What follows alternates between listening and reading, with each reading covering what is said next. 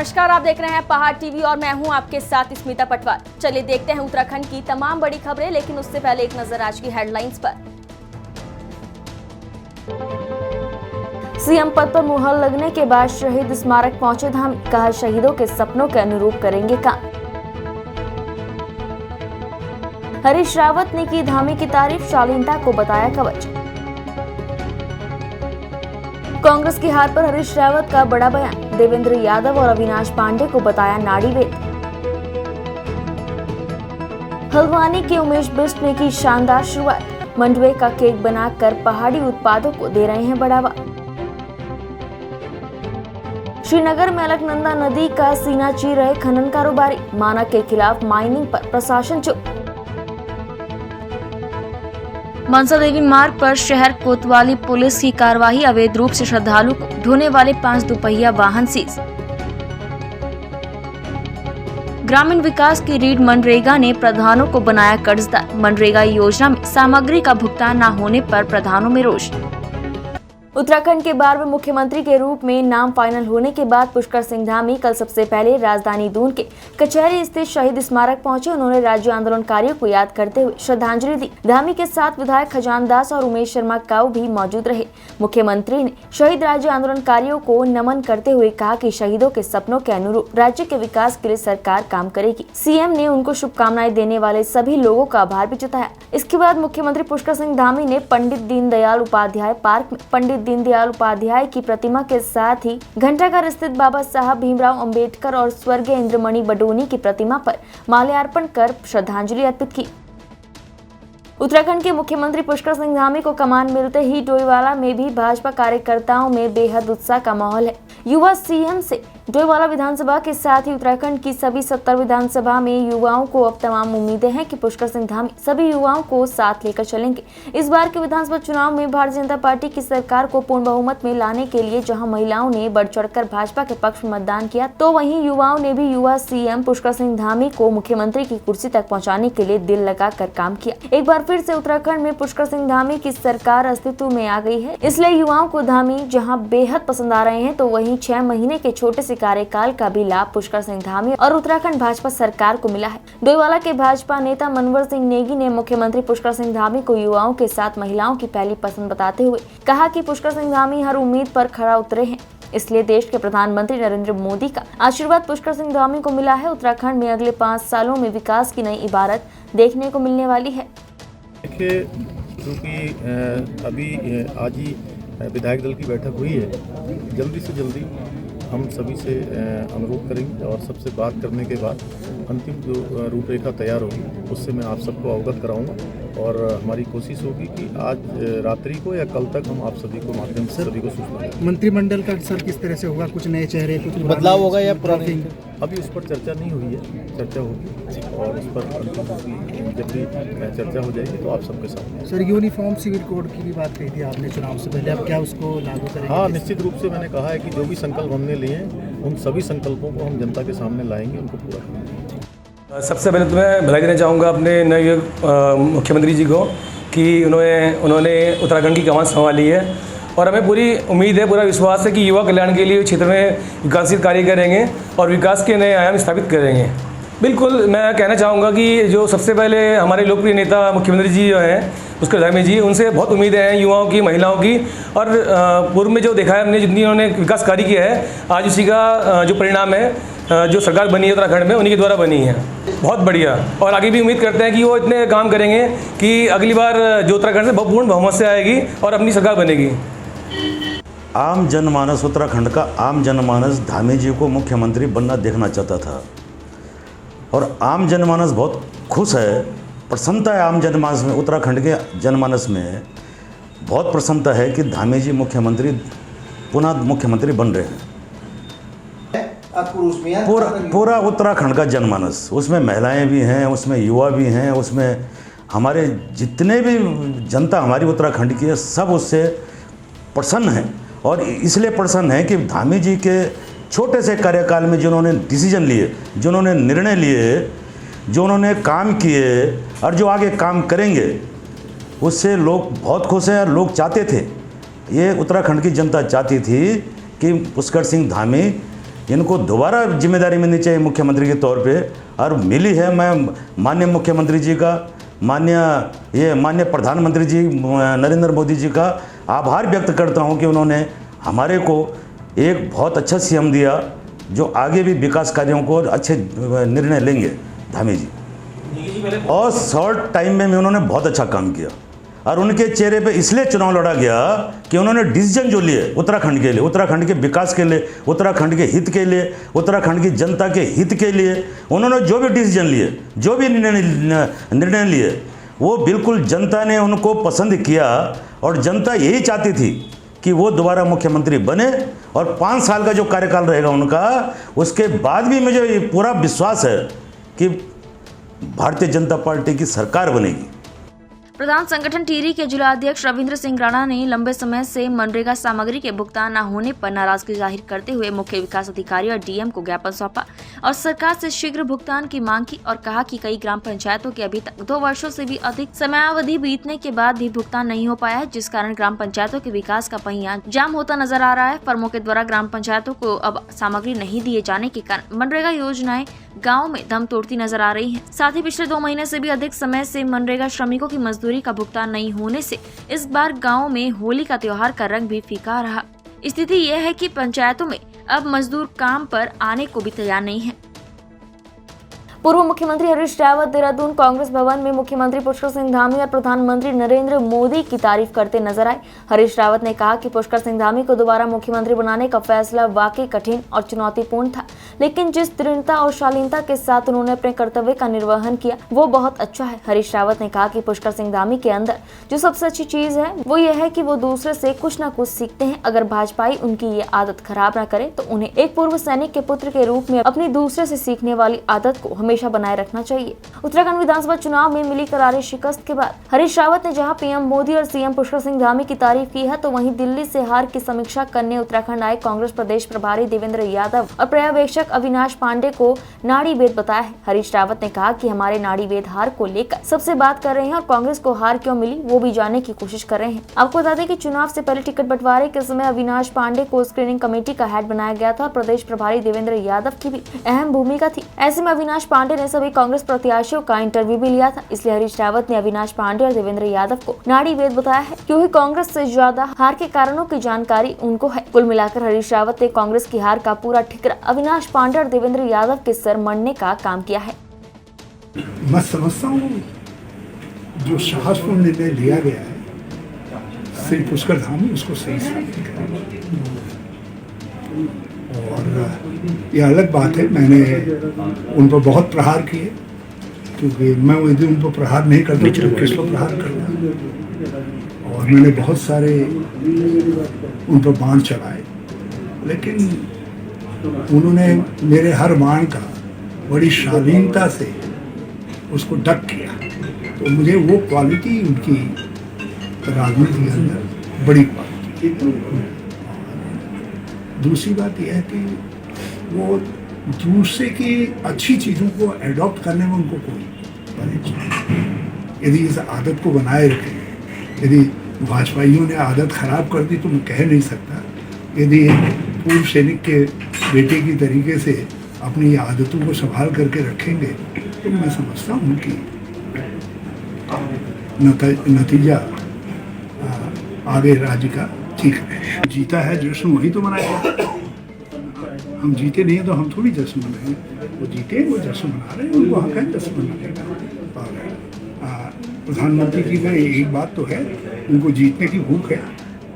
लोग कह रहे होंगे हमारे पार्टी के वैद्य नाड़ी वैद्य जो है सबसे मिल रहे हैं और बाहर का जो कुछ कह रहे हैं उसको भी जान रहे हैं, जो अंदर है उसको भी जानने की कोशिश कर रहे हैं।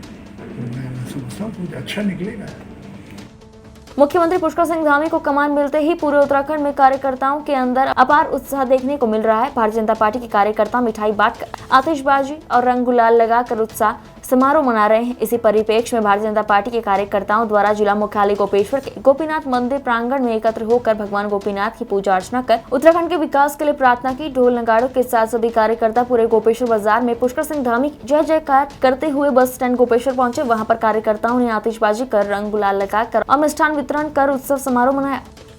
नेतृत्व का, केंद्रीय नेतृत्व का आभार एवं धन्यवाद ज्ञापित करता हूँ। और हमारे उत्तराखंड के जितने भी सभी हमारे विधायक हैं, सभी ने जो हमारे युवा चेहरे को, युवा मुख्यमंत्री माननीय पुष्कर सिंह धामी जी के नेतृत्व में जो विश्वास जताया है, उनको नेता बनाया है।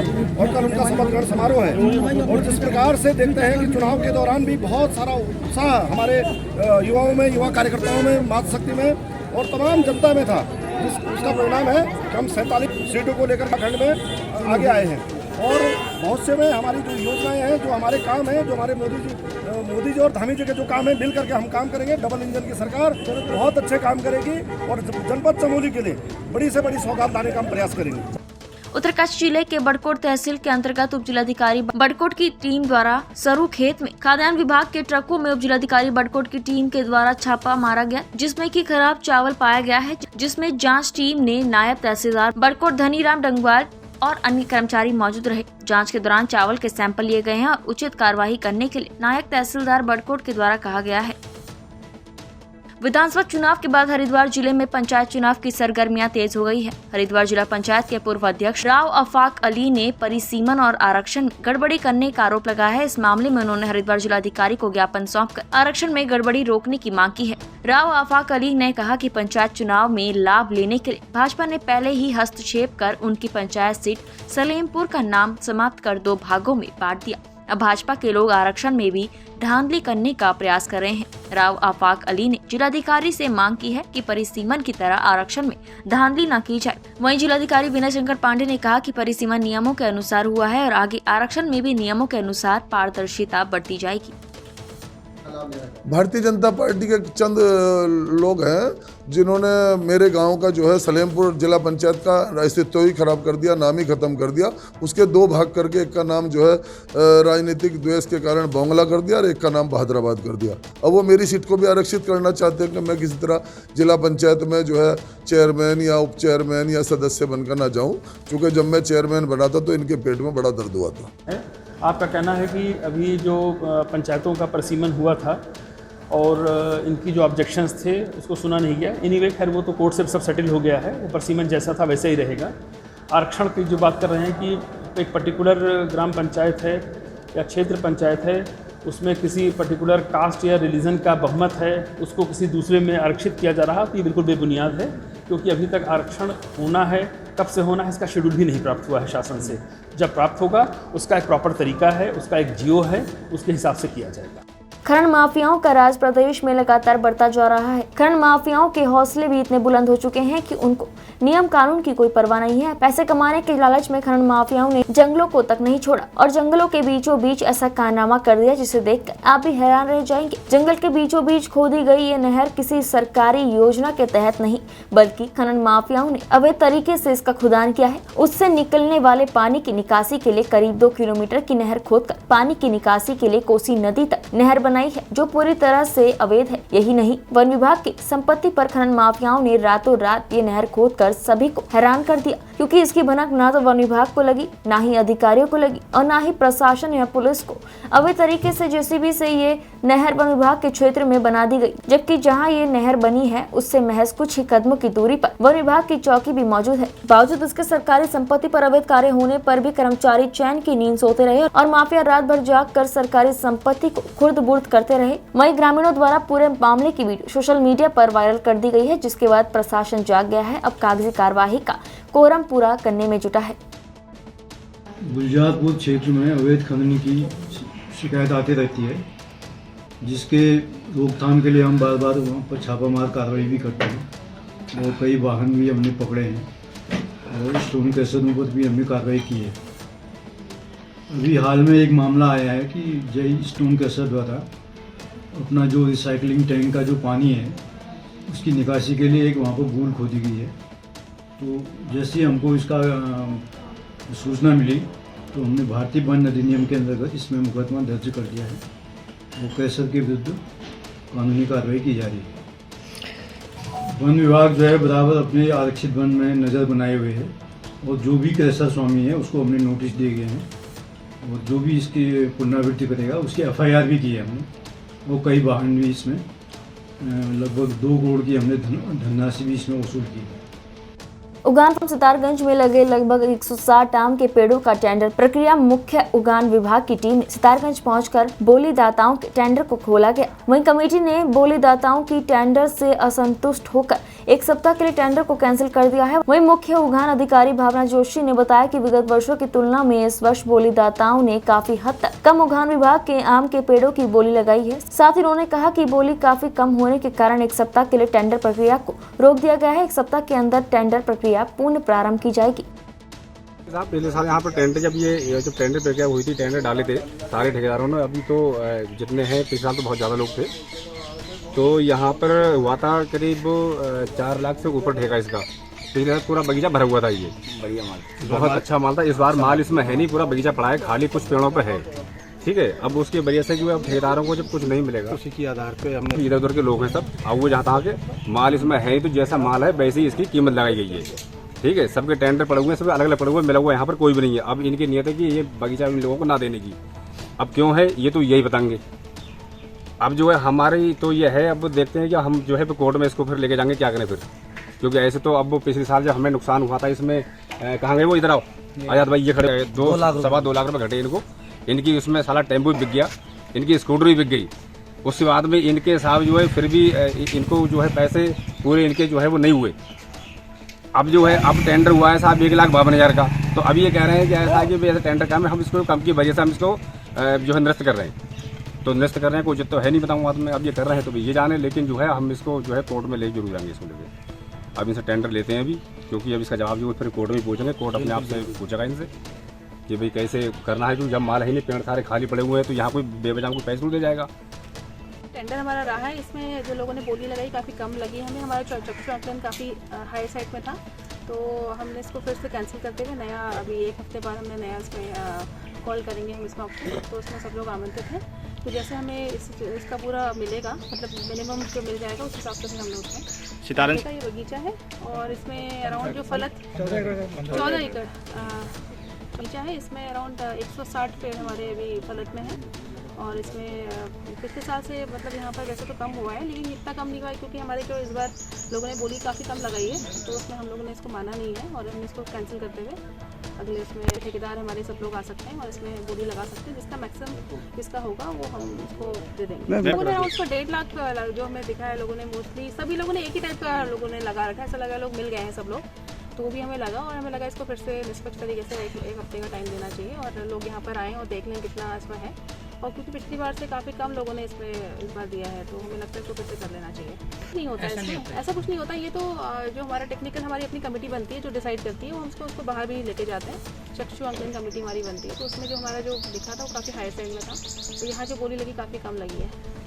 पहाड़ और पहाड़ी उत्पादों की बात ही अलग है, इनके स्वाद पौष्टिकता का कोई सानी नहीं है। ठीक इसी तरह देवभूमि के युवाओं के आइडिया का भी किसी से मुकाबला नहीं है। पहाड़ी उत्पादों को बाजार देने के लिए लोग क्या क्या तरीके नहीं निकाल रहे हैं। हल्द्वानी में मंडुए से केक बनाया जा रहा है। हल्द्वानी निवासी उमेश बिष्ट अब लोगों के जन्मदिन पर मंडुए का स्वाद परोस रहे हैं। ऐसे में अब हल्द्वानी की ये बेकरी लोगों की पसंद बनती जा रही है। एक तरफ जहाँ लोग स्वादिष्ट और पौष्टिक मंडुए का केक खाकर आनंद ले रहे हैं, तो वहीं मंडुए जैसे पहाड़ी उत्पादों को बाजार मिल रहा है। उमेश बिष्ट ने कहा कि युवाओं को ही पहाड़ के लिए आगे आना होगा। पहाड़ी उत्पाद जैसे मंडुए को मार्केट देने के लिए ऐसे अभिनव प्रयासों की जरूरत है।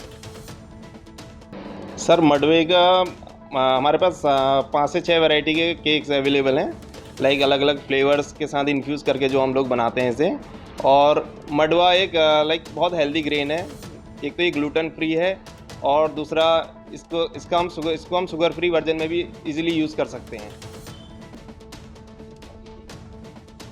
बिस्किट्स में हमारे पास करीब 4 से 5 वैरायटीज़ के बिस्किट्स हैं इसमें, जिसमें कि शुगर फ्री बिस्किट है और इसी का विद इंक्लूडिंग शुगर है और बहुत सारे नट्स इंक्लूड करके वो सब बिस्किट्स बनाते हैं।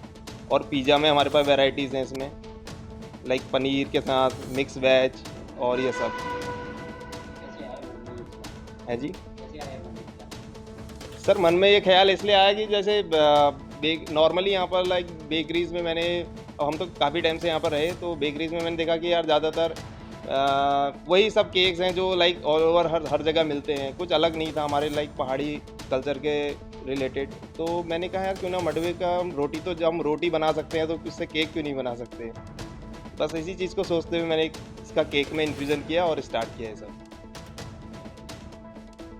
सर रिस्पांस अभी काफ़ी अच्छा मिल रहा है। जितने भी हमारे पहाड़ी लोग हैं या फिर जितने भी बाहर के लोग अभी हल्द्वानी में आ रहे हैं वो लोग भी जानना चाह रहे हैं इस चीज़ के बारे में। और लाइक ग्लूटेन फ्री लोगों की सबसे पहली आजकल फरमाइश है, क्योंकि लोग डाइट फॉलो करते हैं तो सब में उनको बहुत अच्छा हेल्प मिलती है इस ग्रेन का, तो रिस्पांस काफ़ी अच्छा है। उत्तराखंड की तमाम बड़ी खबरों में फिलहाल इतना ही। बाकी खबरों के लिए देखते रहिए पहाड़ टीवी। नमस्कार। है बेखौफ उम्मीद का रंग।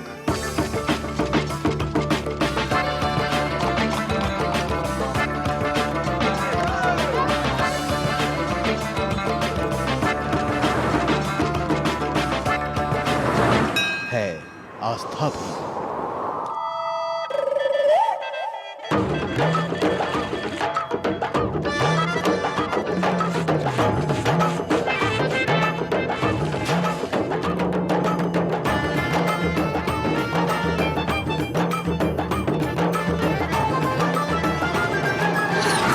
ये है मेरा उत्तराखंड।